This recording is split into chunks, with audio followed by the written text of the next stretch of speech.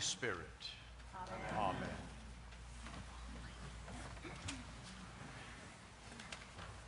I think some of the most happy memories of my childhood are the times when I was asleep in the back seat of the car,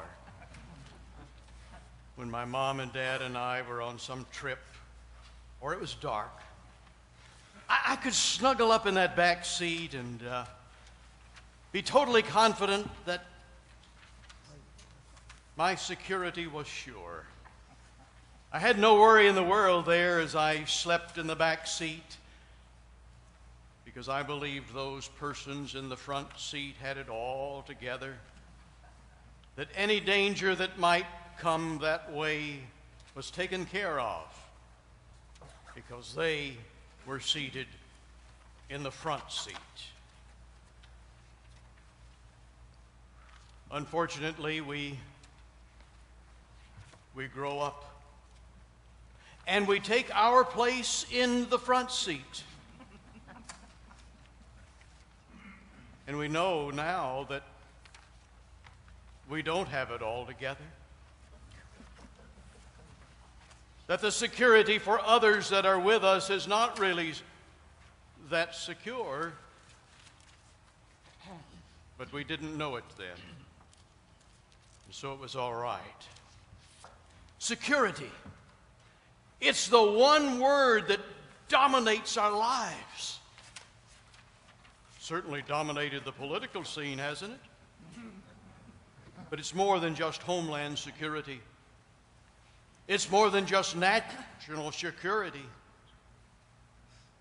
It's also a personal security. It says we have to live in a community where you have to have clearance to get in.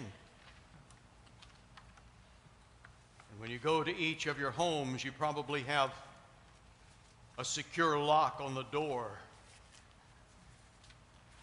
You may even have security cameras. But if not, you have someone who goes up and down.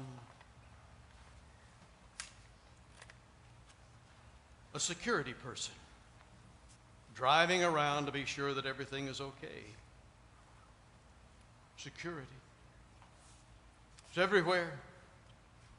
Even in our social security. And all of the things that we've saved up. We call them securities. But is there any security?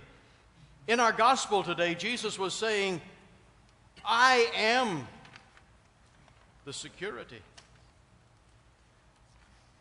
My sheep know me and I know them, and nothing will snatch them out of my hands. Boy, how we strive for that kind of security if it could only happen. There's a wonderful comic strip from Charles Schulz some years ago that shows Linus with his security blanket and Snoopy the dog rushing him, grabbing it in his teeth, and going straight out the door, but not without Linus holding on to the security blanket, and you see him in midair as they both go out into the bitter cold.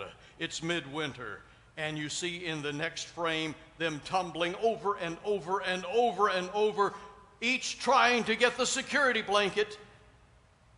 But of course, Linus gets it. In the next frame, you have Linus at the front door being opened by Lucy, and Lucy says, Linus, you're out there in the snow in this midwinter. Don't you know you can catch pneumonia? To which Linus says, the struggle for security knows no season. Security. Jesus is promising security, and we say, that's what I want. Be careful. Be careful, because that may not be what you're going to get. Because many Christians misinterpret what it means to be secure through Jesus Christ. First of all, we need to understand that just because Jesus is our security, God didn't plan through Jesus to take away all of the tension that's in our lives. No. No, just because we're Christians doesn't mean we're going to have less stress.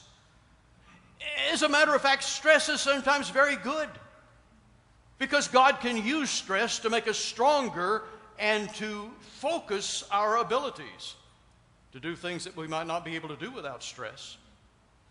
It's true. It's just like the wind-up watch. You remember wind-up watches? You can still get them. But most watches today have a battery, or they're self-winding watches, or they're like the one that I'm wearing that it's not a watch, it's more of a computer, like our phones are not phones anymore, they're computers. But you know, I can flip like this and I can tell you my blood pressure, my pulse. It's true. And I can also get up in the morning and check to see how many times I woke up in the night, how many times I was asleep, all of that. And the good part is, every once in a while, this will, and it will congratulate me and say that I won some kind of an award because I've been climbing 10,000 steps, or some such. Oh. I got off track, didn't I? I was talking about wind-up watches. You know, wind-up watches, the kind we used to, in some of the most beautiful, beautiful watches, is that a wind-up? Yeah. Probably from Switzerland, probably a really, really good watch. But you know, what they will tell you, Bob, is never just wind your watch a little bit.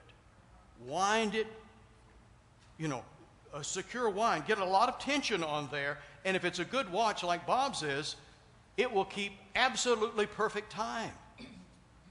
And the point I'm making is it's kind of like that in our lives. The tension will not go away, but God can take the tension and through Jesus Christ focus the attention and help us deal with the tension. It can channel the tension into productive ways. So let's not misunderstand when we talk about security, that the security means just relieving all of the pressure that we have and all of the tension. No. Jesus said, I am the good shepherd. The shepherd leads us. Doesn't take us away from the circumstances, but leads us in the circumstances. And the other thing that really bothers me sometimes is many Christians believe once they become a Christian, they have special privileges. No special privileges.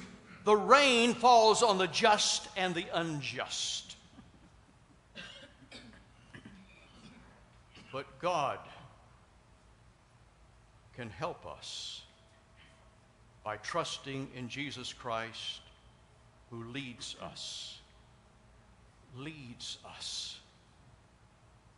Not to say, God, you know, please take this away. You know, I know you, God.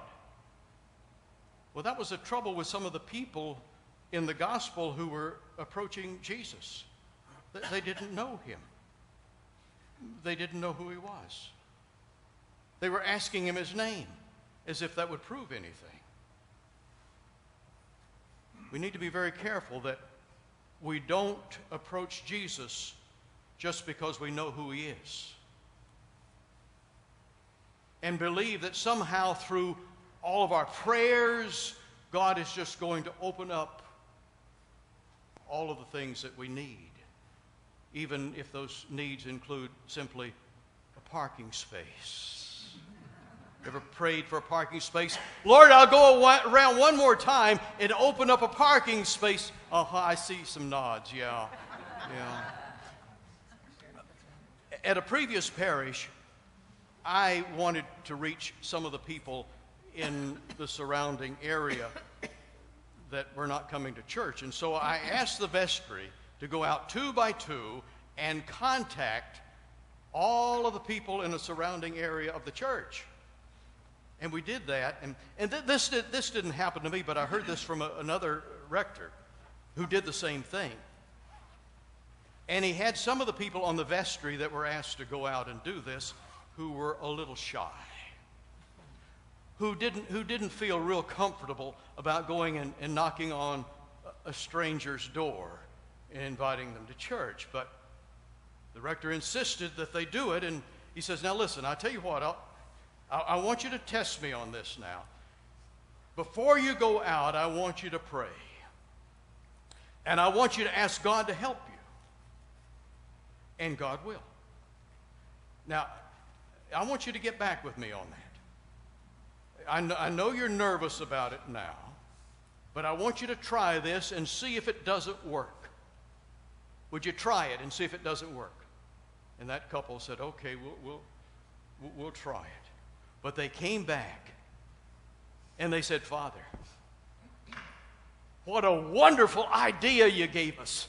You know, the idea of praying and asking God to help us in this situation. And it worked.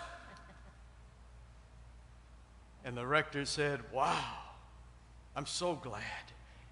What did you pray for? And one of the couple said, we prayed they wouldn't be home, and they weren't.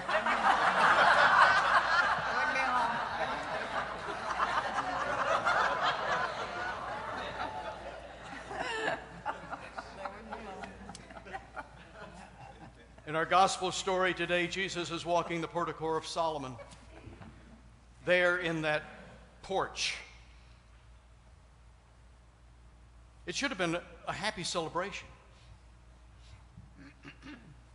It was Hanukkah, what the Jewish people call Hanukkah now. And it was a celebration of the time when God reclaimed Jerusalem through the faith of the Maccabees. But it was anything but joyous. Because those persons asking the questions were conniving. And Jesus said to them, hey, you're asking who I am? I already told you. The interesting thing is, in John's writing, Jesus never told them. He never told them. The only time he really confessed of being the Messiah was when he was talking to the Samaritan woman at the well. That was it. So why did he say, I've told you already? Because sometimes you tell without words. The deeds, he said. The deeds. Oh. The deeds point to who I am. The reason you don't get the answer to the question is you're not following me. You're not part of my sheep. And they understood that analogy. You're not part of it. How can you know? I can call myself by any name. What will that prove? You need to know me. And you see, once again, that's the bottom line. Jesus is talking about security. He's talking about those who really know me. I'm going to protect, but I'm going to protect them in a way of leading them gently as a shepherd leads a sheep. Not changing their lives, not making them into puppets, but channeling their efforts in productive ways so that they can be truly the person that God intended them to be. You see, that's it. That's what it's really about. Because there is no security in this world.